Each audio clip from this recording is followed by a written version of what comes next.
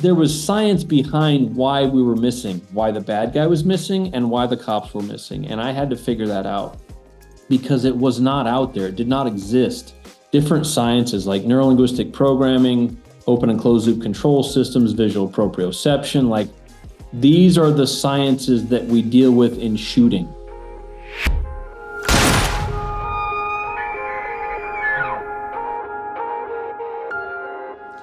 What is up, everybody? Mark on the mic here, joined virtually by a very special guest, Mr. Joel Turner, founder of the Turner Model, Shot IQ, and Mind IQ. Joel, welcome.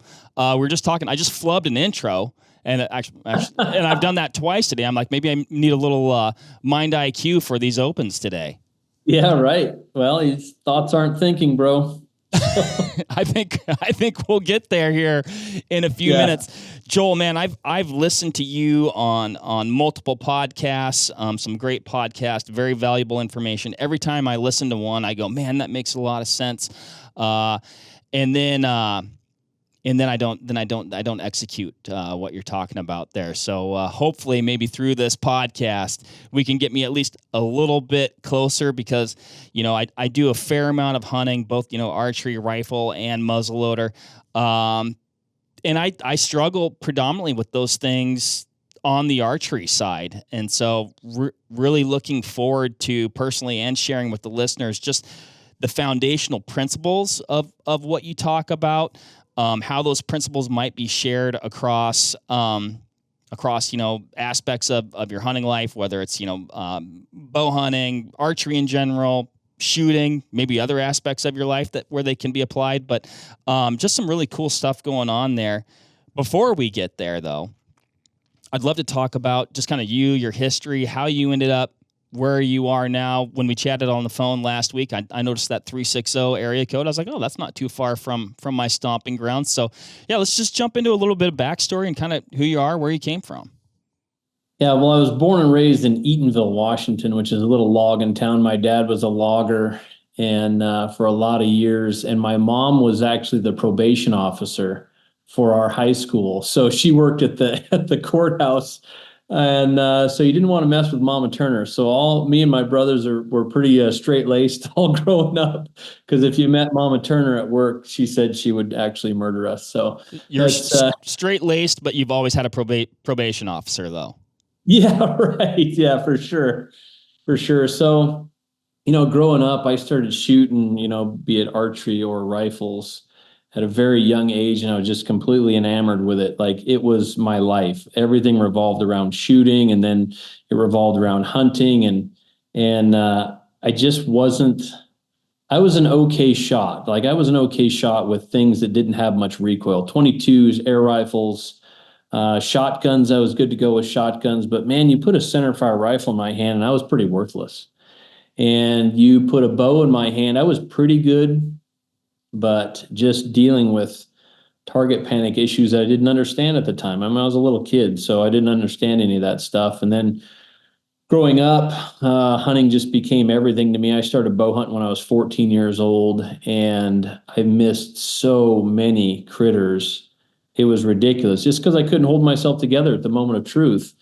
And, you know, life goes on. I become a goose hunting guide when I was in college, and I was pretty handy with a shotgun, but it's a whole different science with a shotgun versus precision work. And I didn't understand those things at the time either.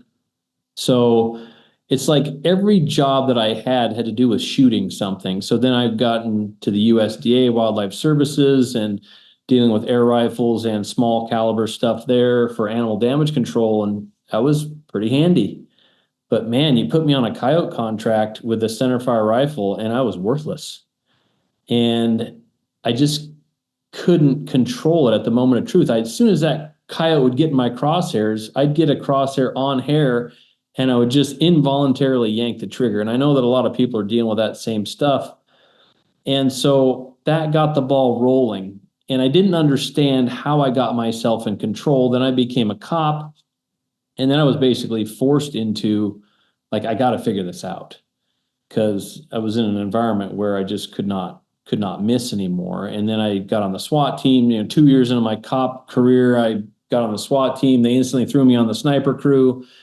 In a lot of SWAT teams, a sniper crew is kind of a prestigious thing, but the team that I was on, it was just like nobody wanted to be a sniper. Everybody wanted to do the cool stuff, kicking down doors, blowing up stuff and all that. Well, that was my gig. I loved being a sniper, and I was good on targets, but I didn't know how it was going to go when it became, a real hostage rescue or whatever. And we did a lot of, for a fairly small team, a part-time team, we did some real hostage rescues. I mean, I've been involved in 4 hostage rescues myself. And for a team that size, that's actually quite a few. And, just going through the motions, and I became, in 2009, I became the lead firearms instructor for Washington State. So I was actually stationed at the academy. And so I was dealing with, how do I get a cop to concentrate on whatever they need to concentrate on, be it mostly the trigger press in these precision environments? Because at the time gunfights go in these ebbs and flows of what the bad guys figure out. Like most of it's close and fast. And, that's about repetition, and we'll talk about open and closed loop control systems and all that. But there was these gunfights that were happening where the bad guy would get behind a barricade at significant distance, and lots of rounds were exchanged and nobody hit anything. Right. And just, by the grace of God or whatever, the cops weren't hit. The bad guy wasn't hit. Everybody just kind of gave up and things worked out. Eventually everybody was out of ammo and everybody's out of bullets and they just go about their day. But there was science behind why we were missing, why the bad guy was missing, and why the cops were missing. And I had to figure that out because it was not out there. It did not exist. And so I'm trying to figure things out, getting recruits at the academy under control, and not necessarily understanding how I was doing it. I knew I was talking them through it, but I was trying to get them to talk themselves through it as well, with good success, but not really understanding the science behind what I was doing. So then there was some individuals there that would say, well, what you're doing works, but it's not right.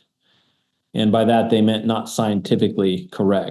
So I ended up taking some courses and packaging up different sciences like neurolinguistic programming, open and closed loop control systems, visual proprioception. Like these are the sciences that we deal with in shooting. And this is how you override your own central nervous system. And then that morphed into shot IQ, and then I put it into bow hunting, and now it is what it is. I train people around the world in this stuff. So, and now it's even gone as far as professional sports teams. And like last year or this year, I got to train the Philadelphia Phillies at spring training. I got to train their pitchers. And it's fascinating to know what we have overlooked. Like you say that you are good to go on your rifle and your muzzleloader, but sometimes you struggle in the archery world. Well, what's the difference, right?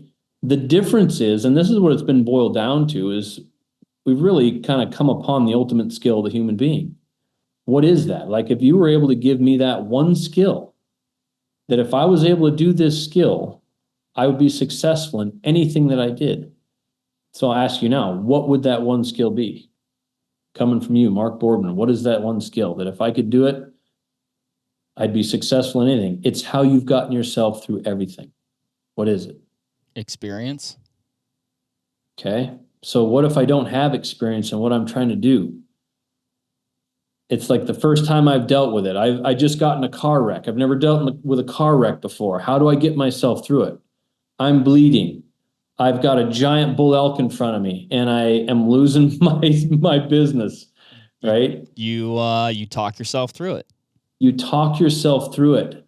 But more importantly, even than that, the ultimate skill is the ability to get loud in your own head with the right words at the right moments. So when you talk about, like, I would suggest that if you are successful with your rifle and your muzzleloader, it's because you talk yourself through those shots. And with your archery gear, you don't talk. Or you're not loud enough, or you don't have the right words, or you're saying those words at the wrong moments, right? It's the ability to get loud in your own head with the right words at the right moments. So that's what I do now is I teach people the right words and the right moments within a shot, within a pitch, within a golf swing, within whatever the movement or the cerebral problem is. You work at it from this approach, right? Knowing what the mental game is. Like, let me ask you this. What's the mental game of shooting a rifle? I guess I can tell you how I go about executing a shot, and I guess there's all different kinds of shots, right? Let me give you the shot. Let me give you the shot. You are seated. It's 300 yards. Giant mule deer buck.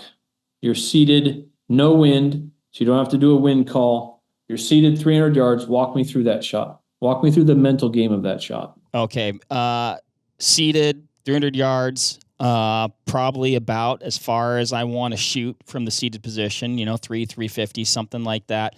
Hopefully I've got my pack in front of me, so I've got a little bit of extra stability. Could be off my knee, could be off a set of sticks. Either way, I'm likely going to have what I would consider, if I'm going to execute the shot, what I would consider an acceptable wobble zone for the center of my reticle. Likely I've dialed my elevation for a shot like that. So I'm holding off the center of my reticle. If it looks good enough and it's acceptable, and it's maintaining what I consider that acceptable wobble zone, the steadier the better. It's just press, boom, and then the gun goes off. Okay. So explain the mental game. And when I say that, what's the mental game? You explained your shot. You walked me through the shot. But if you were teaching me how to do it, is that what you would teach me? If I was going to teach you how to do it, I think one thing that I would let you know is that you are going to have some movement of that reticle. It's going to be impossible to do that. And whatever you can do to mitigate that is going to be a positive thing. And to not let that wobble, but not let that reticle movement prevent you from executing that shot. Right. So when we talk about the mental game, because people talk about it all the time, I'm working on my mental game. I'm like, well, define that. What is that? And they will go into, they'll speak about how they do something, but very rarely have they actually defined the mental game of it, right? Like you explained how you would shoot that shot, but let's look at the definition of the mental game first. And it's defined as, well, what we've defined it as is understanding where, when, and how to direct your conscious mind into a specific task at a specific moment. Okay? So we've got a 300-yard shot. We're seated. Where do you need your conscious mind? Let's plug that value into the equation first. Where do you need your conscious mind during this shot? I need my conscious mind. I don't know. I don't really think about it. Right. So that's the thing. You were able to speak about it, so I know that you do it. So where do you need your conscious mind in any precision shot? It has to be placed in the pressure increase on the trigger. Okay? Yeah. So that's the where. That's the where equation, the value in the equation. What's the when? When do you specifically need the conscious control of the trigger press? And very specifically in a shot, it's after you have aimed and after you have addressed the trigger, and most importantly, after you've made a decision. Correct. Okay? So the sequence that you talked about is the exact sequence that I would teach. So number one, mount the gun and aim. Okay, you've already dialed your dope. You've already got that all set up. So you mount your gun and aim. Then you address the trigger, because that allows you to step away from the aim. When you're saying don't let the wobble zone or the big wobble mess with your mind, the way to step away from that, remember that the skill is not the aim itself, it's how well can you step away from it. Okay. So we don't even address the trigger until the aim is done. Yeah. Right. So number one, let's mount the gun and aim. Number two, we're going to address the trigger. Number 3 is we make a decision, because what you're about to do is a pressure increase that causes an explosion that requires a conscious override of the central nervous system. Because if you allow your central nervous system to just take it like I used to do a long time ago, you would instantly, you may get a good aim and all that stuff, but then you go open loop on the trigger. And when you go open loop on a trigger, when the movement is too fast for you to stop or modify in the middle of it, your body is then free to link pre-ignition movements, like flinching movements, right? Because when you see somebody flinch on a trigger, it's all synchronized, right? Those bracing movements get linked to that trigger press because your mind wants to know exactly when it's going to happen. So it yanks it and braces the body all at once. So to do the conscious override requires a decision. Like for you to jump off a cliff requires a decision. You never just find yourself falling off a cliff unless you're pushed, right? If you got your little toesies hanging over the edge and you're looking down there going, man, I don't know if that water's deep enough. That's a thought. Thoughts have no instruction. Thoughts have no strategy. Thoughts cannot solve problems. So to get our mind ready to actually do a movement that's going to cause our body impact requires a decision. That's why people say, here I go, before they jump off a cliff, or they say, F it, or they say, let's do this, or whatever they say. They always make a decision. So the sequence of this shot, the when do we need conscious control? After the decision. So number 1, we'll mount the gun and aim. Number 2, we'll address the trigger. Number 3, here I go. That readies the mind. That increases the presence. So now the pressure increase on the trigger is the only thing in your world. And then finally, how do you put your conscious mind into a specific task at a specific moment? How do you do that? How do you do that? You just told us, but if you don't know how you did it, you can't truly harness the power of it. So how do you put your conscious mind in it, into the press? So hearing you walk through that, like you said, I'm like, with the rifle, by and large, I'm not going to say I've mastered it, and there's people that are way better shooters than I am, but, I generally say something to myself like, I'm going to kill him, Okay. which that might sound That's your like here I go. a little bit, extreme perhaps, but it is what's going to happen. And they get way more extreme than that, bro, but that's your here I go. Yeah. So when you say that is very important, right? Because if you say that before you even get the aim, yes, that increases your presence, but these decisions are very fleeting because there's been a lot of people that have said similar things. Like, oh my God, there's that big buck. Oh, I'm going to kill him. And then as soon as they bring the rifle up, all that stuff goes out the window. And they get the crosshairs on, and as soon as they get on there, kapow, they rush the shot, right? Mm-hmm. So when I ask you how you did it, you said very specifically when you walked us through the shot, you said press, press, press, press, press, press, press. That's the how of the mental game equation. So where do you need your conscious mind? In the pressure increase on the trigger. When do you need it there? After here I go. Or for you, after I'm going to kill this thing or whatever you say, right? And then how do you put it there? The how of the mental game equation is always speech. So you've got 4 steps in your shot. Number 1, mount the gun and aim. Number 2, address the trigger. Number 3, here I go. Number 4, talk.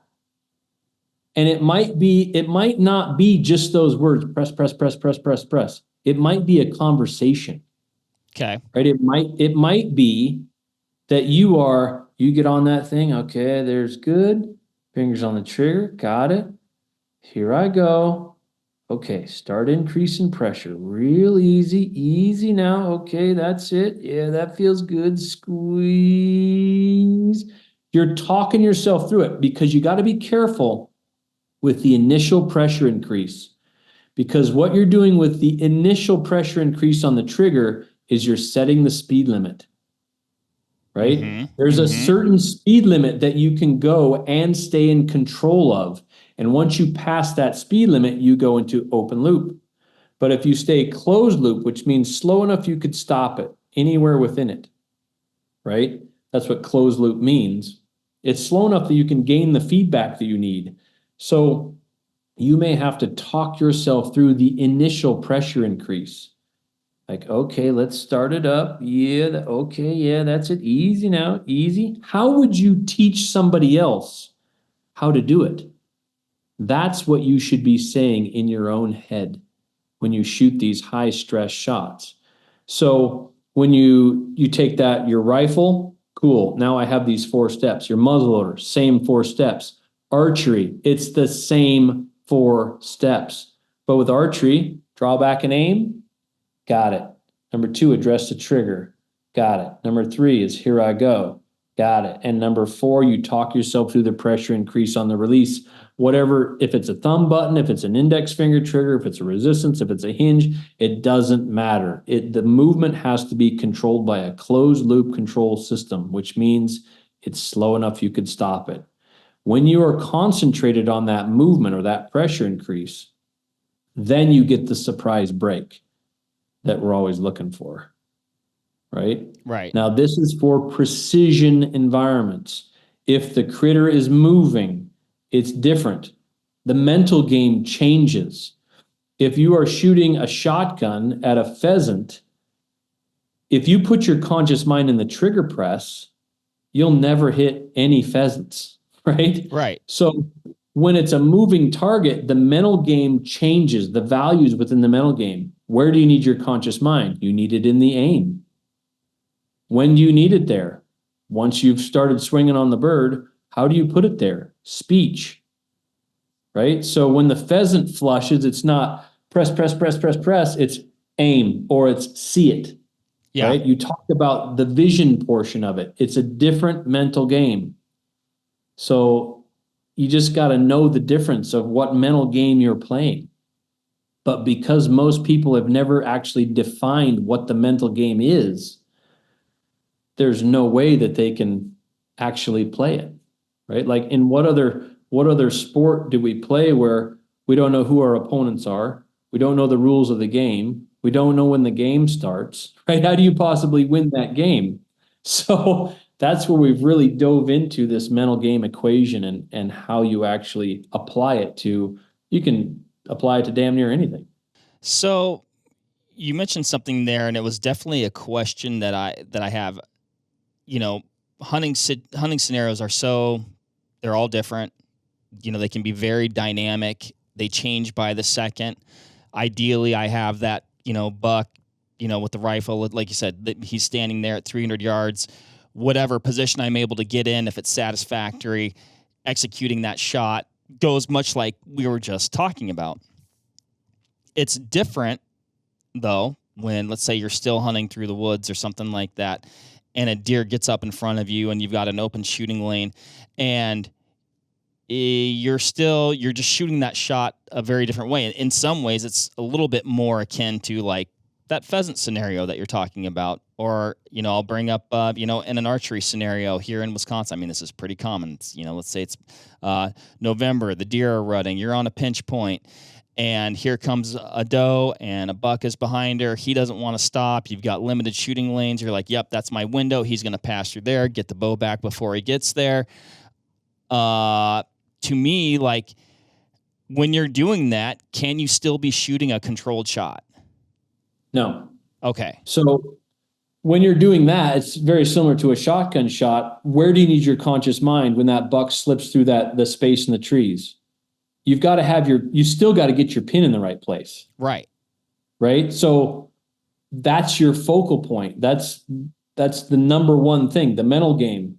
Where do you need your conscious mind in that particular shot? You need it in the aim, in where you're going to put the pin, right? Or if you're going to trap him, if you're going to put the pin in the space between the trees and the buck's going to move into your sight picture, you have to punch the trigger. Right. At that point, right? And that would be considered, in the world of precision, that would be considered an uncontrolled shot. But all you have to know is that if you have to shoot open loop on a moving target, meaning you're going to punch the trigger on that, what you have to realize is there will be pre-ignition movements linked to the trigger motor program. You are going to flinch. So in that scenario, what you have to do is you can't stop the micro collapse that might happen. You can't stop maybe grabbing your bow that might happen. But what you can do is limit the range of motion of the pre-ignition movements, right? So when you have to do that, you add a little bit more back tension into the system so that your micro collapse that happens when you punch a trigger doesn't have as much range of motion. Therefore, your point of impact is not deviated as much as it would be if you were all loosey-goosey and you, oh my God, the buck's coming in, there he is, right? And you get that big old collapse, and then you miss by a foot, right? I mean, how often do you see on TV this big old whitetail buck's moving through, and you know the guy just got to full draw, and you hear the stop sound, man, right? As soon as they do the stop sound, that triggers the shot for them. That's why these guys are not hitting these deer where they should be. Oh, a little bit back. Oh, a little bit high. It was 15 yards for crying out loud. You've got every accoutrement you can find hanging off your bow. How do you miss by a foot at 15 yards? Well, it's because you went open loop on the trigger. Because you didn't have, usually most people don't have the precision option because they actually practice their own failure. But if you have that scenario where you're not going to stop that deer, you're going to shoot a moving shot, then just pre-brace your body a little bit more. But realize that you should feel a little bit dirty about that. Right? So when you go punching a trigger, you should be like, oh, okay, I chose to do that. Now I'm going back to my normal precision of closed loop work. Because what happens with most people is they stop the deer and then they rush the shot. Yeah. Right? So instead of they stop the deer, they're already at full draw when they stop him. Meh. Then you aim. Then you climb in. Then here I go. Then you talk yourself through the trigger pressure increase. You just have to, what you need to practice is you practice the organization of the shot. You practice aiming quickly, addressing the trigger quickly, saying here I go quickly, and then you spend your time in the trigger pressure increase. Then you get surprise breaks on these high stress events, and the arrow actually has the opportunity to go exactly where you've aimed it. We rush the shot. The critters don't rush the shot, but we all think it's our 1 second moment of truth. Well, can you imagine if we were to give young hunters this information, like when you get your reticle on the deer or you get your pin on the deer, it's not time to shoot yet. Right. When you get your finger on the trigger, it's not time to shoot yet. And then please say, here I go. If I could just get young hunters to say, here I go, after they have aimed and after they've put their finger on the trigger, it gets them through what we call the critical second. Because it's that 1 second in time when your mind believes the aim is complete that it wants to punch the trigger. If you could just get them to pause for 1 second and fill that 1 second with here I go, young hunters would have way more success than they have these days. Yeah, I can see that, and I've fallen victim to that before, where you're like, there it is, boom, and not taking that pause to execute the shot in a better manner. When you shoot your bow, could you honestly tell me that you shoot a closed loop surprise break trigger press every time? No. So if you practice punching the trigger, then you have eliminated all of your options because there's no way for you to blueprint a trigger punch. Like, have you ever had that shot where you just like really gave it all you had, you just gritted down and you just worked through that trigger so perfectly like you do with your rifle, and then the shot broke as a surprise, like, oh my God, I think I might be the greatest archer in the world. Yeah, and the arrow goes exactly where you wanted it. Exactly where you want, but you never blueprinted how you did it. Yeah. And that's the problem. Because you just grab another arrow and went, man, that was so awesome. But your mind's like, yeah, I didn't really like that. And you didn't realize that you talked yourself through it, right? On that one where you really gritted down, you're like, there's no way on God's green earth that I'm going to punch a trigger this time. I'm getting myself through it this time. Watch this. And you talk yourself through it, and you may even catch a couple or whatever it may be, but you finally work yourself through that trigger and it breaks. Like, it was so awesome. And then you just grab another arrow and it all gets erased because your mind doesn't like it. It does not like to be surprised by explosions, right? And Okay. archery is way worse than firearms because the explosion happens within your body.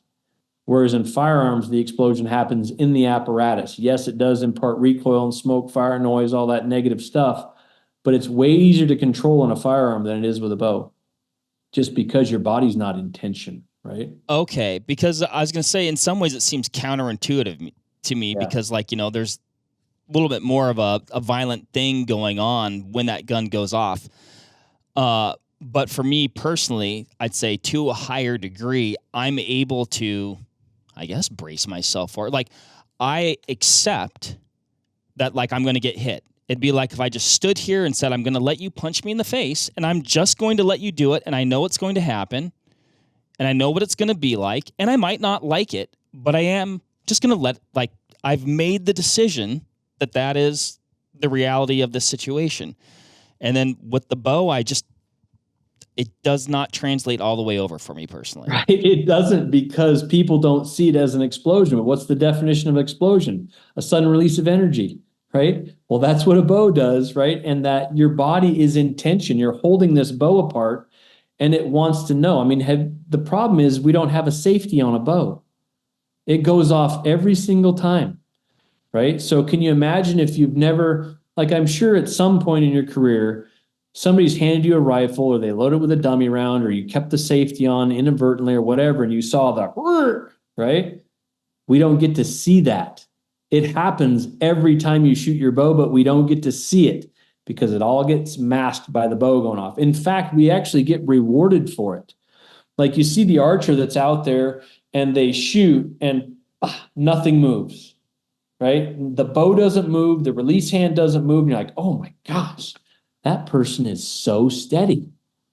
But the only way they could do that is if they pre-braced their body for it. They had to know when it was going to go off to do that, right? When you see an archer shoot a surprise break, you see things blow apart, right? And the bow goes slightly left and down, and the hand comes back, and they're like, holy mackerel, what was that? Well, that's perfection. That's what happens when you shoot a surprise break with a bow. The arrow is already gone when all those movements happen. But for you to brace your bow so it didn't move, you had to grip your hand before it actually went off. It got linked to that, right? So we actually get rewarded for bracing our body for recoil with the archery where we don't with a rifle. That is really interesting. And I was going to ask, I'm glad you explained that, because I was going to say, well, what does it look like when you do it right? And so it's very interesting, So knowing what we know about open and closed loop control systems, if you put that into a pistol situation where, most of your gunfights are fairly close and they require open loop work on the trigger, like you need to be putting some rounds on. We know that if you go open loop on the trigger, there's going to be pre-ignition movements linked to the trigger motor program. And that's why most people, when they shoot a pistol, a right-handed shooter will shoot low and left. Okay, because that's the way that it goes anyways. So for decades, firearms instructors have always thought it was the trigger press. Like, oh, you're slapping the trigger. Boardman, you're slapping the trigger again, right? Stop doing that.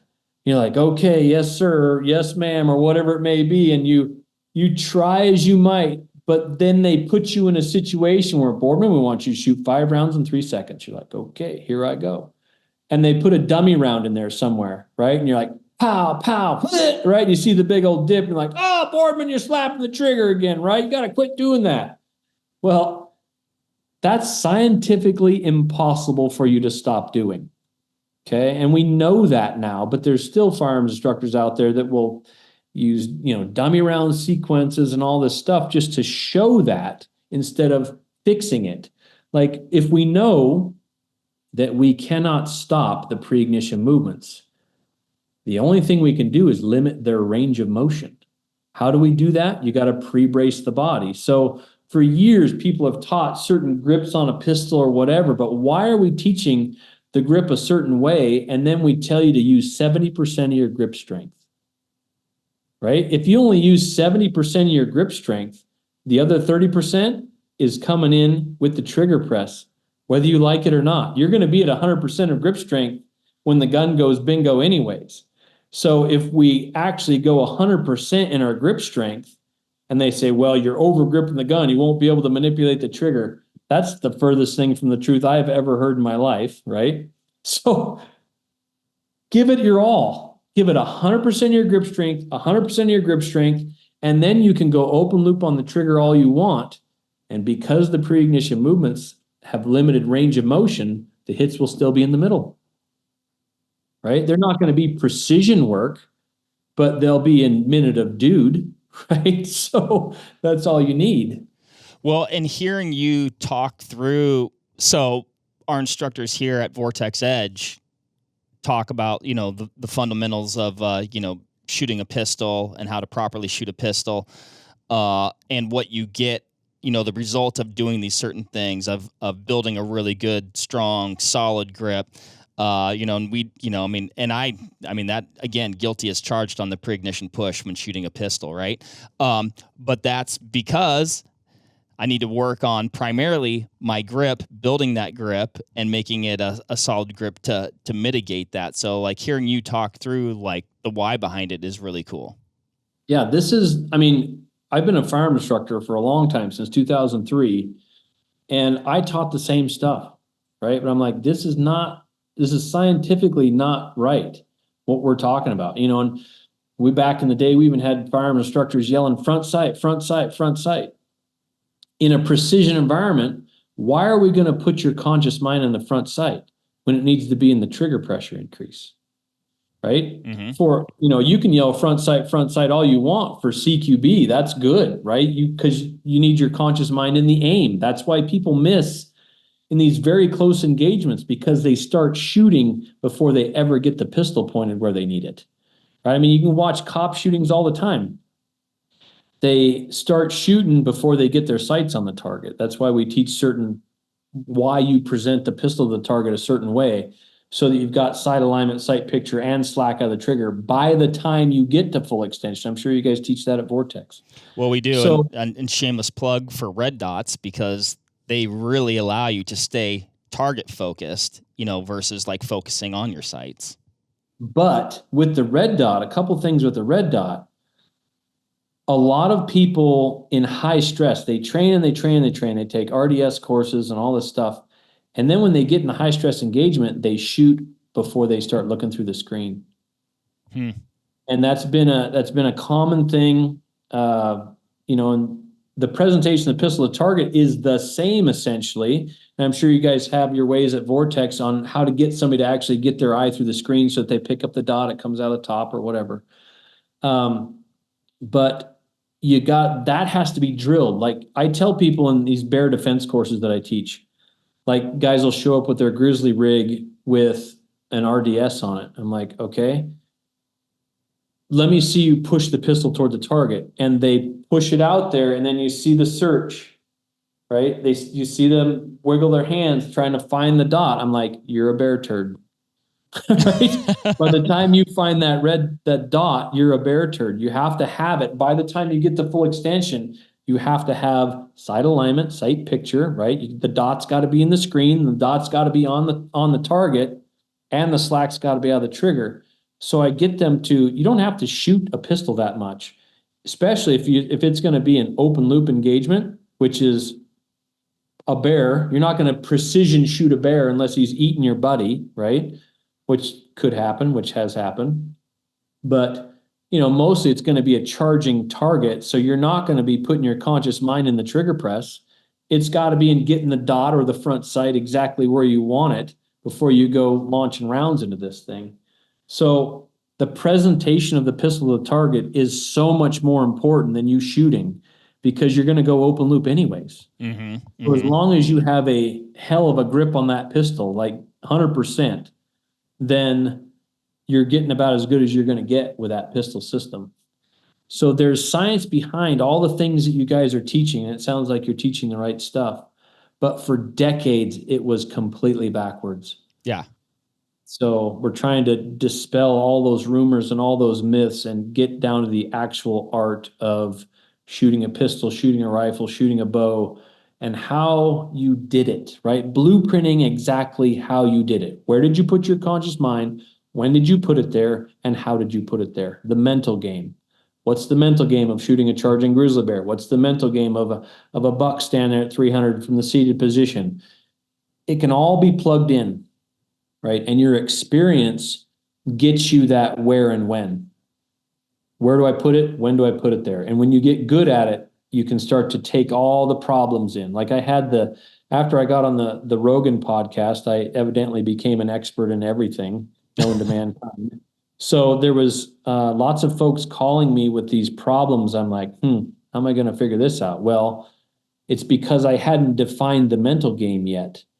But once I define that, I can take whatever problem you want and just plug it in. Where do I need your conscious mind? When do I need it there? How do I put it there? The how is always speech, but experience will give you the right words at the right moments, right? And you got to learn how to get loud. And that's what, the mind IQ stuff, that's where I teach people how to get loud.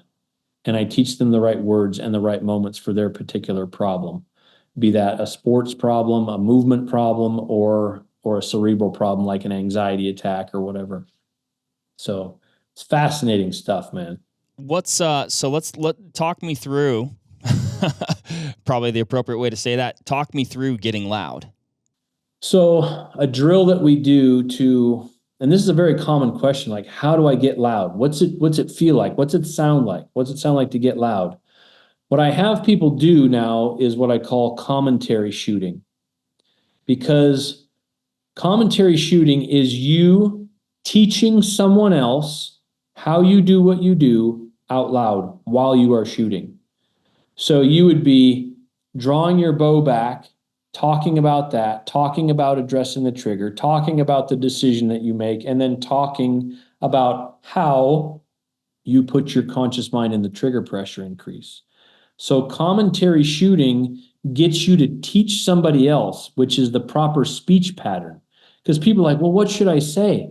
I'm like, I don't know. You say whatever you would say to somebody else if you were teaching them how to do it. Don't search for words, right? You're doing this commentary shooting, and at the start, it's going to be very choppy, and there's going to be these silent sections, especially on the trigger pressure increase. But eventually, you'll get more comfortable with the conversation. And when the conversation gets easy, then you can turn it into internal speech. Okay. Because people say they're talking themselves through a shot, but they don't know what they actually say. And if they don't know what they actually say, you're not truly harnessing the power of the mental game equation, right? Like, I know that if I was teaching you how to shoot, like, let's walk through an archery and a commentary archery shot, it would be this. Okay, Mark, I'm drawing back. I got the full draw, got my anchor point set. Now I'm aiming. Okay, pin's wobbling a little bit. It's as good as it's going to get. Got it. Now I'm going to put my finger on the trigger, just a little bit of pressure for preload. Okay, I got that. Now I'm going to increase my presence by saying, here I go. Here I go. And now I'm going to talk myself through the pressure increase. Okay, starting on the pressure, easy now, easy. Yeah, that feels good. Keep with it, stay in it, stay in it. Yeah, squeeze until it goes off, or it doesn't. It's none of your business, right? You talk. Like, I can talk very eloquently about an archery shot because I do it all the time, right? I want you to talk out loud until the conversation becomes easy, until you can speak freely about what you're doing. And when you can do that, and you can teach somebody else how you do what you do, then you truly understand it, right? But as far as getting loud goes, there's a drill that we do in the Mind IQ course, the online course, where I have you do this breath holding drill. And it's very specific on how you do it. I don't want to talk too much about it, but because it's on the course, but it's a breath holding drill to where I have you hold your breath on a timer, and when you have to rebreathe, you hit the timer. And then you do this specific breathing technique again, but you have to go 10 seconds longer. How do you do that? Well, the only way that you can do that, the only way you can hold your breath longer, is by increasing the volume of your voice inside, your internal speech. So you get a real eyewitness account of what it feels like, what it sounds like. What did you say? When did you say it? Right? It takes the mystery out of how to actually do this stuff. So it's fascinating on how every single person I've ever done with is able to get 10 more seconds. And if I ask them to do it again, they can get 10 more seconds. Right? So it's very easy to do as long as you are able to get loud in your own head. It's the ultimate skill of the human being. It's how you've gotten yourself through everything in your life. But we always overlook it. Like I'm a simple guy, right? And I take these very complex things and I take them and I just burn them down into what is the actual skill. Right. And now that we know the ultimate skill is getting loud with the right words at the right moment, man, you can just motor through life now because you know how you're going to do it. You know what it feels like to get loud. So whatever your problem is, doesn't have to be shooting. It can be just about anything in life. This is the ultimate skill. I consider myself the master of the unknown obvious. It's always, the answer is always right there in front of us, but we overlook it. Right? Yeah. Yeah. I mean, it seems like the steps are the same. You might execute them at a little bit different time or, just depending on how you're applying them. And then, like you said, getting loud. When I would, maybe this is what you're saying, but I would speculate as you're kind of, walking yourself through this process and building your process as you streamline it, as you simplify it, as you boil it down, and as you are able to repeat it, does it somewhat become second nature when it becomes just like, this is how I do this certain act? Yeah, it becomes blueprintable, if that's even a word, right? Like you know exactly how you did it. And so when you come upon these other problems that you've never seen before, you know how to get loud. You'll know the right words. You'll know the right moments because you know the mental game equation. But to know the where and the when, especially for movement problems, you have to understand open and closed loop control systems. And that's what we show you in the course. We show you the difference between the two, how to get into a closed loop and how to stay in a closed loop, and how to, if the movement needs to be open, like when I'm training the pitchers, it gets very difficult for most athletes to think because we understand thoughts aren't thinking, right? Thoughts are what you hear, thinking is what you say. Thoughts have no instruction, thoughts have no strategy, thoughts cannot solve problems. Thinking is the embodiment of both instruction and strategy. That's why when I'm talking about squeezing through the trigger, I'm like, squeeze, yeah, that's it, stay in it, right? Stay in it is the strategy. Squeeze is the instruction portion of it, right? So understanding that thoughts aren't thinking, and then understanding that most sports movements require you to keep your conscious mind out of the movement. Otherwise, you'll alter the motor program. Like think about, and athletes are scared to death to overthink something. There's not really such thing as overthinking. It's just thinking incorrectly. They're putting their conscious mind in the wrong place at the wrong time. So like if you take a pitcher that is like one of the problems I was dealing with the Phillies, there was a pitcher that was trying to throw a cutter. And I didn't even know what a cutter was at the time. But he's trying to throw a cutter, and the coach is explaining to me, like in the pitching lab, they've got all these cameras, and he's explaining to me that to throw a cutter, you have to keep your wrist fairly flexed. Well, this pitcher was letting his wrist go limp at the moment of truth, like when he was going to release the ball, and it was changing the release point of the ball, and the cutter wasn't doing what the cutter was supposed to do, right? So I'm like, well, how'd you fix it? I'm like, well, we've been trying to get him to like cut the ball in half with his index finger. And they were telling me all the things that they were trying to do. I'm like, well, you can't fix it in that portion of the pitch. It's too fast. The motor program's already been sent. So you got to fix it some other way. So I said, have you had any success with any of your techniques? I said, well, we did have success when we had him change the grip on the ball. I'm like, yeah, that's before the motor program gets sent, right? So at certain points of a movement, like in a golf swing, when you're doing the takeaway, when you're doing the backswing, right, you can gain all the feedback. You can make that as slow as you want. You can gain all the feedback for all the weight transfers and all the angles and all the stuff that's happening. But if you put consciousness into the foreswing, you alter it, and it's never going to be what you think it's going to be. You alter the motor program. So we've got ways in the online course to show you what it is to alter a motor program in this way. It's fascinating stuff. But in shooting is so unique because in shooting, you're keeping your conscious mind into a movement. In most sports, you have to keep your conscious mind out of the movement. Like if you're shooting a shotgun and you're thinking about the swing, you'll alter the swing every single time. I mean, yeah. I mean, that is one where you're like, if you said, well, how did you know, where to aim? Like, I don't know.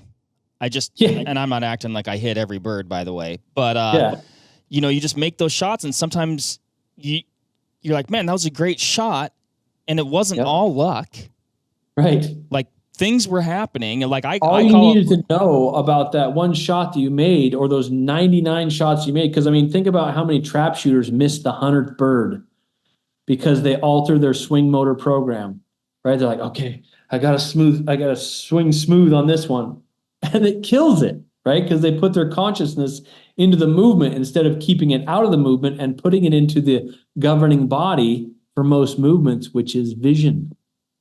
Right. Like when you broke that bird, it's because you made that bird look like a dinner plate coming out of the trap house because you said something about see it before you called for the bird, right? And that keeps your conscious mind out of the movement and into the only thing that can help you, which is vision. Right? So there's these different mental games for these different movements, especially in the shooting world, right? So it's just fascinating stuff, man. It really is, and it's interesting how for certain activities, conscious mind extremely important. For other activities, you want less of it, or definitely less of it, or maybe in a specific spot you want it to creep back in. The sports analogies are really good. Like, quarterback throws a football, way down the field. How did he know? The ball, he's moving, the ball's moving, people are coming at him, the receiver's running, and yet somehow, 40 yards downfield just land, it's right in the hands. Yeah. And when I was started into this mind IQ stuff, the first people I trained, I went and watched a high school girls basketball game, and they were not hitting very many baskets, right? I'm like, okay. So I got the whole team together. I know the coach, so I was able to get the whole team together to do this presentation. And this one girl, she was not hitting very many free throws. And I'm like, what do you say when you're shooting your free throw? And so when I asked that question, like if I said, what do you say when you're at full draw and you shoot, that's going to tell me exactly where you put your conscious mind. And so I asked this young lady, I said, what do you say when you shoot your free throw? She said, well, I say follow through. And what does that tell me? That tells me that she puts her conscious mind into a motor program that's supposed to be automatic, but she kills its automaticity by putting her conscious mind in and thinks about the free throw. I said, how about you do your little routine where you bounce the ball 3 times, you spin it, you get the grip on the ball, and then you say something about the rim. You say something about the target, right? Like say rim or see it or whatever it is. Because what I was noticing is even not in free throws, in actual gameplay, they would miss every time they would put power to the basketball before they put their eyes on the target. They miss how could they not miss? Because the trajectory is based on your vision, right? So you got to get your eyes on the rim before you actually put power to the ball. That gives it a chance to actually go where you want it to go.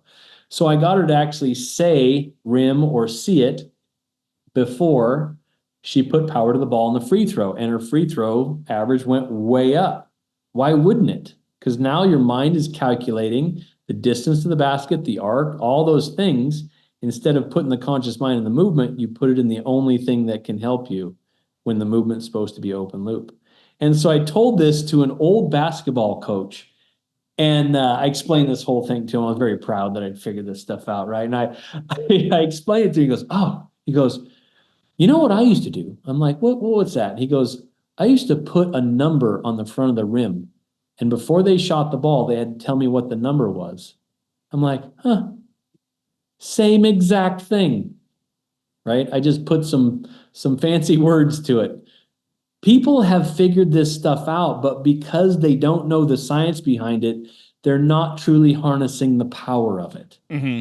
Yeah, you might be doing it you might be doing it in some ways unknowingly, but you're in a certain aspect of your life or an activity that you engage in, and then not another because, like you said, you haven't blueprinted it and are able to apply it across the board. Yeah, so we're demystifying all these activities in life. Like now you know exactly how you're going to shoot your archery shot. You know you're going to draw back and aim. You know you're going to then address the trigger. You know you're going to say, here I go. And you know that you're going to talk yourself through the trigger press. And that conversation might change from shot to shot. Cool. It's okay, right? Don't search for words. Just teach. Teach somebody else how you do it, right? Like if you want to, use a big cardboard cutout of Joel Turner standing there next to you, whatever, talk to me. You should start selling those, Joel. Yeah, right. I was thinking about selling a little bobblehead doll that has a shoulder mount that sits on your shoulder. I think it could help. I think it could help. Yeah. It's interesting. One thing I've heard you talk about, a little bit today and other podcasts is like being able to, like, can you stop the motion?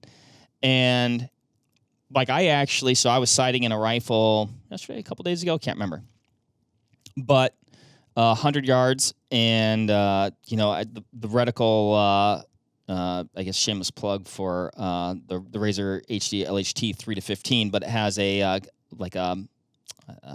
fine target dot in the middle, which basically perfectly covers the little diamond that I'm shooting at 100 yards.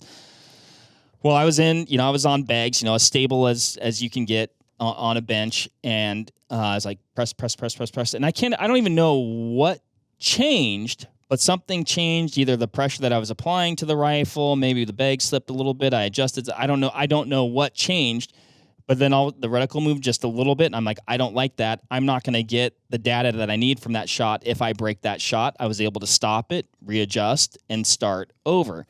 For some reason, and that's a very, in some ways, low consequence, you have all the time in the world scenario, so I'd say it's easier to do it in that scenario than like a heat of the moment type scenario. But maybe talk a little bit about having the control to stop if you need to.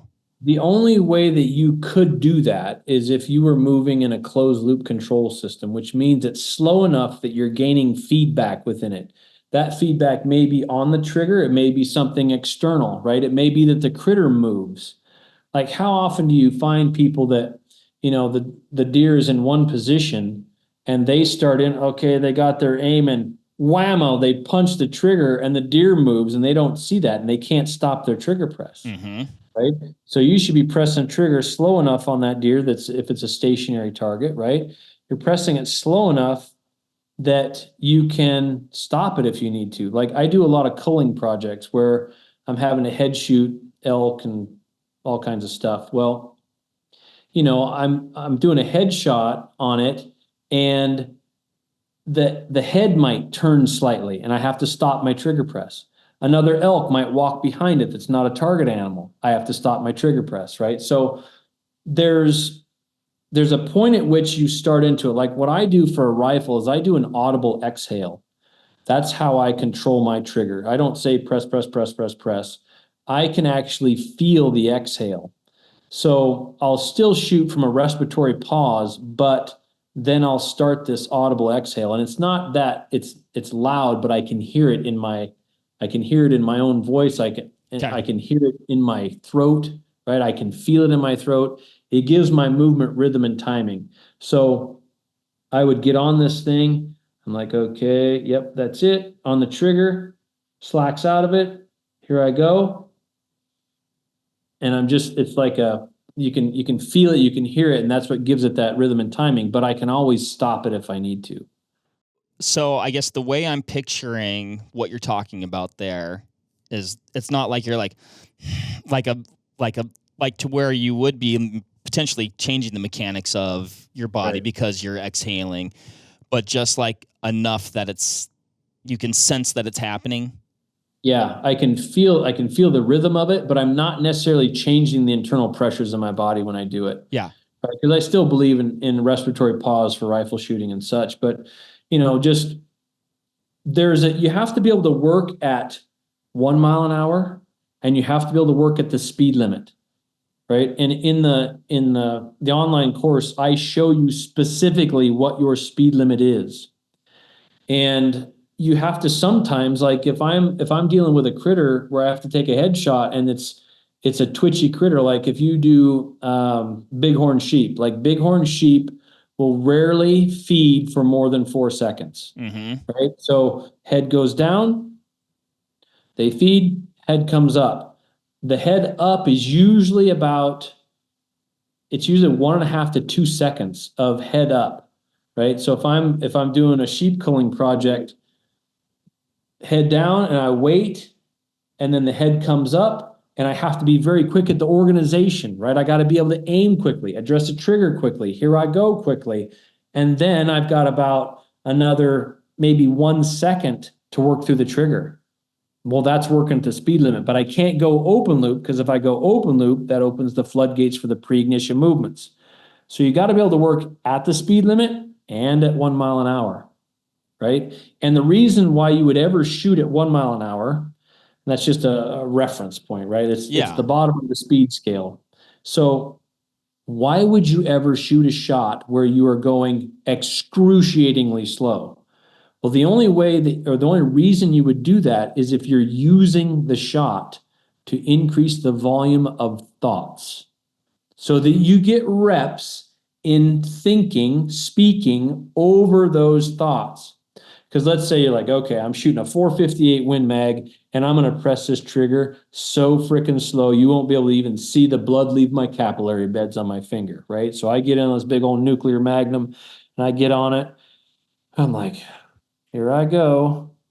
And I start into it, and I'm like, okay, easy now, 1 mile an hour, easy, easy. Oh my God, this thing's gonna kick the crap out of me, right? That's a thought. It's gonna kick the crap out of me is a thought. It has no instruction, it has no strategy attached to it. It's a thought. But because I was going so slow, it allowed an increase in the volume of those thoughts, right? But then I know that's coming. Cool. So I get to increase the volume of my thinking. I get to increase the volume of my voice. So why would you ever shoot that slowly? It's because it gives you amazing reps. Why would you ever shoot on standing on 1 foot? How often do you shoot standing unsupported at 300 yards? You should, because it gives you reps in stepping away from the aim, because the thoughts are going to be, oh my God, my reticle is everywhere. Well, I'm going to fall over, right? Those are all thoughts. So you get amazing reps at increasing the volume of your thinking. No matter what, you're still going to go close loop on the trigger. No matter what. If you got to put your foot down, cool, put your foot down, fix it, fix the problem, pick your foot back up when you regain your balance, right? So if it's a windy condition, cool. The wind blows you completely off the target. Cool. Fix it. Fix the aim. Wait for a lull in the gust, whatever. And then get on the trigger and stay in the trigger no matter what. Who cares if you hit the target or not? It's just training, right? And then when the volume of thoughts is extremely loud in your high stress event, then you're like, I know exactly what I need to say and when I need to say it. And that is powerful stuff. That is extremely powerful. You mentioned something that made me think of a scenario, and I'd be curious to get your take on how you would manage it. So, the wind, right? Like, difficult to predict. You don't have control over it. This was a couple years ago, and I actually thought that I made a really good shot. At the end of the day, I don't know if it was just because of so I was shooting at a goat in Hawaii. It was basically like 40, I think it was like right at 40 yards. I'd been shooting my bow for months. It's probably the best I've been shooting my bow.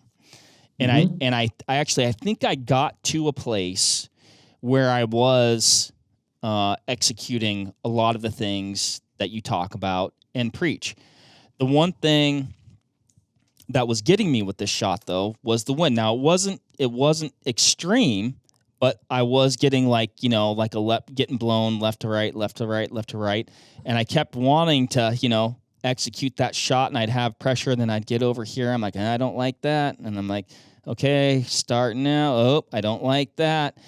And then eventually it died down, and I'm like, okay, I'm going to squeeze through that shot, squeeze through the shot. The arrow actually hit exactly where I wanted to hit. It just wasn't in the right spot. I ended up hitting it like directly in the shoulder, which was so bizarre because I thought he was like quartering away, and when the arrow hit, I was like, oh, it must have stopped on his offside shoulder, and it just wasn't the case. So bummer there.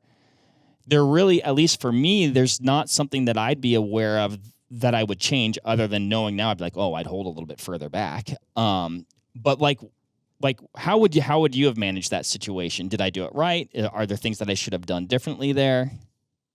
It depends on how much wind you're dealing with. Now, if you're dealing with a wind that's blowing you completely off the critter, then you have to go in and fix the aim. And you may have to go, like if you have to shoot this shot, or you choose to shoot this shot in a high wind event, then you may have to go open loop because you may have to hold off.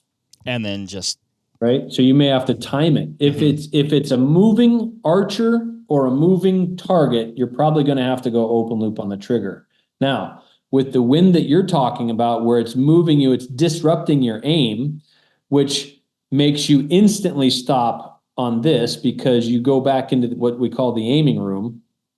So you see a problem in your aim, you go back in the aiming room and you fix it, right? And then you're waiting for this lull in the gust. So maybe you feel that. You're feeling the gust and it's pushing you a little bit, and then you feel it start to wane. You're like, okay, this is my moment. That's when you got to aim quickly. That's when you got to get on the trigger. Here I go. And that's when you got to work at the speed limit. Okay. Right? So don't dawdle. But, it's not that one where you're like, okay, you're just easing through it. You're working at the speed limit, but you're still not going open loop. So you got to kind of judge it by how much wind do I have, and am I willing to shoot in this much wind? So, there's lots of things to holding off and such. Like Bodie was just talking about the antelope that he shot last year. It was 40 miles an hour. It was crazy. It was collapsing the side of his blind. And I think it was 54 yards. And he had to hold 18 inches in front of it as a hold off, right? Because that's how much it was going to blow him. So, but he was able to, the bow wasn't getting blown so bad because his bow was in the blind, right? But he knew he had to do an 18-inch hold off. But then when he hit it and we got out for a follow-up shot, he shot it at 70 in the wind where he's standing in the wind, and I filmed him. And he had to hold about a foot in front of its nose and just smoked it right behind the shoulder. But it's just a matter of being able to work at the speed limit or 1 mile an hour. It's always a choice for you. And that's what needs to happen. When you really gain control of your shot, it opens up a whole new world of accuracy that you can plug this control into all these different environmental problems that you find. But, no matter what, if you go open loop on a trigger, there's going to be pre-ignition movements linked to the trigger motor program. Why do these sheep guides have the guy dry fire 10 times before they actually shoot the sheep, right? Well, he's trying to get them calmed down, but then as soon as they know the rifle's loaded, it's back to the same old person that's practiced punching the trigger. So maybe these guides need to know how to control somebody's conscious mind, right? And talk them through it. Maybe before they go out on their 35-mile trek or whatever they're doing, maybe they do a couple of commentary shots with that person, right? Have that person walk the guide through their shot.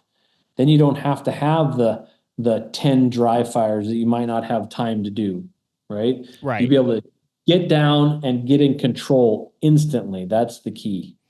Yeah, I would agree. I'd say that is the better route to go. One thing that I think doing a dry fire, or even dry fire in general, dry fire practice, we preach a lot of that around here. It can reveal things and you go, oh, darn it. Reveal things that you wouldn't see if that explosion was going off, right? And then you're like, oh, I am getting a pre-ignition push with the pistol, or I am, like tensing my muscles and collapsing, whatever. But I agree. If you're able to master that on the front end, it just seems like a better way to go, and it may save you critical time. Yeah, it's very interesting. That dry fire will show you some things, especially in a rifle. It'll show you the torque points that you have on that rifle and what happens when it clicks and it dips up or left or right slightly or down or whatever. It'll show you those things. But when your body knows that there's not going to be a bang, I mean, the core problem in shooting is that your subconscious mind will not allow you to cause your body impact as a surprise. If it can time the explosion, it will time the explosion. It does that through open loop on the trigger. But dry fire with a pistol or whatever, it just doesn't, it shows you it, but how are you going to fix it? Yeah. Right. You're not going to fix it if the environment requires open loop. If it's close quarter battle, you're going to go open loop whether you like it or not. If it's a charging grizzly bear, you're going open loop on the trigger. So you got to know how to mitigate and how to limit the range of motion of the pre-ignition movements. But dry fire is a good thing, especially for manipulating weapon systems and such, reloads and malfunction clearances and all that. But I don't spend a lot of time on that, just like I don't spend a lot of time on blank bale shooting with a bow, because I want you instead of just practicing your shooting, I use shooting to practice getting loud, right? I use shooting for concentration practice. That's why you would shoot on one foot. That's why you do commentary shooting. You're using these weapon systems that are literally the highest level of concentration for the human mind. So once you've figured that out, once you've figured out shooting, especially archery, then the rest of life's problems get a lot easier because the mental game is much easier for most other things. That's what I was gonna say. When a person blueprints, we'll stay on archery here, and they blueprint that process and they're able to repeat it, and it becomes their shot process. What types of things have you seen from a person that was maybe like the worst open loop, trigger puncher, to progressing through that? Where does their confidence get as an archer? So the confidence skyrockets, and it skyrockets instantly, because as soon as you have control and you demystify it and you blueprint it and you know exactly how you're going to do what you're going to do, that's where confidence comes from.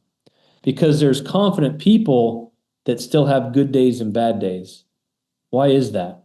The only reason they have good days and bad days is because they don't truly know how they do what they do. Like when I was dealing with the pitchers, it's like, you guys still have good days and bad days. And I went to the coaches, I said, what does a mound visit sound like for you? Right? Because what I found out when I went to visit the major leagues is the coaches take pride in their mound visits. They take pride in being able to fix a problem with a pitcher when they go out there on the mound. But I'm like, what does it sound like? What do you say out there? And it was difficult to get answers out of these coaches because they don't know what they say, right? And one coach says, well, I like to ask them how they're feeling. I'm like, oh, okay, well, what do they tell you? They say, well, sometimes they say they're feeling good and sometimes they say they're feeling bad. I'm like, well, that really is kind of a worthless conversation, right? It doesn't help anything. And it's because the pitchers didn't know how they do what they do. The coaches didn't know how the pitchers do what they do. So when you go out there on a mound visit, you're speaking this foreign language that nobody understands. So when the pitchers were able to blueprint, I know that when I lift my leg, I say coil. right? Maybe that was a problem for them. When I lift my leg, I say coil. And then if the coach sees them not doing that or having a problem with that, now the mound visit is, hey man, are you saying coil when you lift your leg? Oh man, coach, I forgot. Okay, let's get back to that because that's your blueprint. Yes, sir. Right. So it means so much more now when a coach understands how one of their athletes does what they do. I could see that being extremely beneficial because now you're both speaking the same language. Same language, right? So when your coaches at Vortex, they're dealing with a shooter, like, hey man, what are you saying? When are you saying it? And then when you get that information from them, the coach can go, okay, this person is putting their conscious mind in the wrong place at the wrong time. Or maybe they're putting their conscious mind in the right place at the right time, but they're not loud enough, right? They're not actually overriding the volume of their thoughts, right? Thinking is your voice, and it's got to be the loudest one in the room. It's how we get ourselves through everything. What's happened? I was going to wrap this, but now I'm curious because I'd be curious to know what's happening. And I regretfully say that I've been here before, in a hunting scenario, primarily archery. And heck, it's even been in times where I got them, and actually the shot was perfect. Mm-hmm. And to a degree, it's like, what happened? I don't know, I blacked out a little bit. Like everything was happening fast, adrenaline's high. There's the deer, get the bow back. This is my opportunity. This is my chance. The supercomputer has analyzed the entire situation now. Everything you just said was thoughts. Okay, so it's not thinking, right? So when you shoot your bow, you told me that not every shot is a surprise break. Right. So every shot that you punch the trigger, you practice your own failure. You literally practice in becoming more efficient. Your subconscious loves you for it. But consciously, God, I kind of rushed that one a little bit, right? And you have no way to blueprint how the hell you did it. So when it comes to a high stress event, the subconscious completely takes over. The volume of your thoughts increases way past the volume of your thinking, and you literally black out. Your subconscious takes it from you. And even if you shot perfectly, you don't know what happened, so there's no way for you to blueprint how you did it. Right? What I'm talking about is consciously working through a shot. And it doesn't take that much longer. The critter's going to stay there long enough for you to do that as long as you get good at the organization of the first 3 jobs, right? But then when you shoot that critter, you go, oh man, that was awesome. I said this at this moment. I said this at this moment. This is the decision that I made. This is when I made that decision. And you hit the critter perfectly, you can now take that blueprint to your next hunt and your next hunt. Like, I know exactly how I'm going to kill my bull elk this year. I know exactly how the shot's going to go. I don't know, what the environmental circumstances are going to be or what it looks like, but I know I'm going to draw back and aim. I know I'm going to address the trigger. I know I'm going to say, here I go. And I know I'm going to talk myself through the pressure increase. Why wouldn't I? I know exactly how to do it, right? When you blueprint something, especially something like an archery shot that means so much to us, it's so powerful to have that information and go, I know exactly how it's going to go. And you just don't deviate from that. You have to have some discipline, but how do you get discipline? How do you get determination? It's the ability to get loud in your own head with the right words at the right moment. Because when I ask that question a lot, when I go, what's the ultimate skill of the human being? People give me that a lot. They give me, well, it's being determined. It's mental toughness. It's persistence. It's consistency. It's give it your all. It's do your best. I'm like, how do you do any of those things? How do you do them? If I can still ask how, then it's not the real answer, right? It's the ability to get loud in your own head with the right words at the right moments. And then the world is literally yours. I love it, man. I love it. Joel, I got to say, I'm inspired. I'm pumped up. I appreciate the time, the information. I think I might try and cut out of here early and go shoot my bow immediately while all this is still fresh. man, super cool stuff. If a person is interested in finding out more, where can they go to access the tools that you provide? The mothership website, if you will, is turnermodel.com. And the courses are Shot IQ. And in Shot IQ, I've got shotiq.com. I've got archery courses, precision rifle, and precision pistol. And then in mindiq.com, there's the Mind IQ online course, which is basically Shot IQ for the rest of life. If you're having, if your kids are in sports, if you're in sports, if you're having cerebral problems like anxiety attacks or depression or any of those things, we've got some answers for you that will significantly help you out in life. Very cool. Well, and I will say, you talked about kids, sports. I'd be remiss if I didn't bring up maybe a prime, I guess, real world example of the success of the models that you teach, and that is your son, Bodie, because he's doing some pretty wild stuff in the archery world right now. Right. Yeah.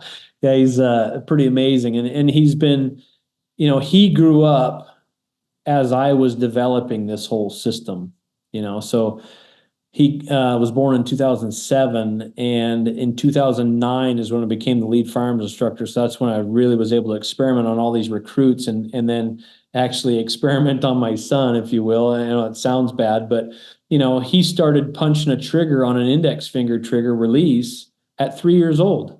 I'm like, nah, you're not going down the path of your old man. We're not doing that. Yeah. Right. So not being able to teach a 3-year-old anything, I just gave him a resistance release, which basically forced him into making decisions, which forced him into separating from the aim and teaching him some proper archery movement. So for just a little tip for parents, if you're dealing with kids, and number one, parents, you have to get in control of your shot because you are the example. Your kids are watching everything that you do. And if you're punching a trigger, your kid's going to punch a trigger. And I don't think you want them to go down that path of frustration. So, get yourself in control, parents first.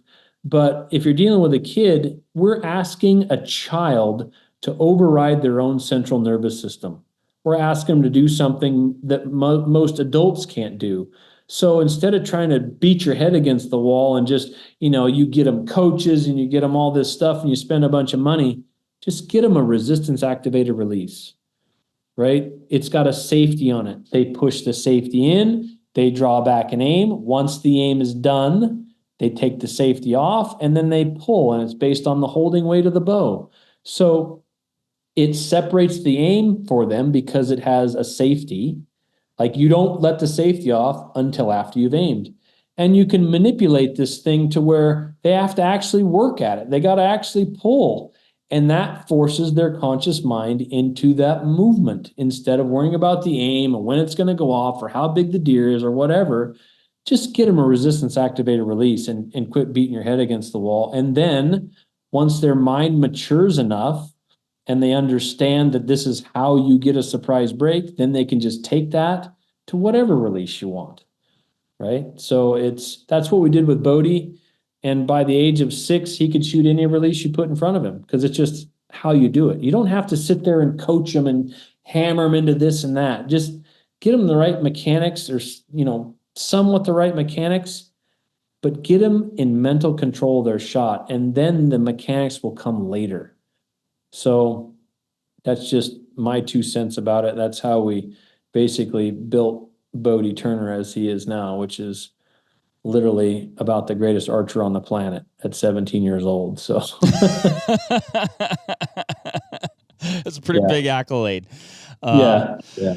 Well, cool, Joel. I've tried to close this out 3 times, unsuccessful. Yeah. I had trouble with the open. I'm having trouble with the close here, but man, I appreciate the time and the information, and it really is cool, fascinating, helpful stuff. So I encourage anybody out there to check out your stuff. I think they'll find it incredibly helpful. So yeah, thanks again for the time, man. Well, thanks for having me, brother. Awesome. Take care. You out there, you take care as well. And, man, good shooting. Stay in control. We'll talk to you later. Bye. There you have it, folks. Thank you very much for listening. As usual, give this video a like if you liked it, comment something below, and give us a subscribe to the Vortex Nation podcast channel. It would mean a lot to us. Also, why don't you give us a follow over on Instagram while you're at it, at Vortex Nation Podcast.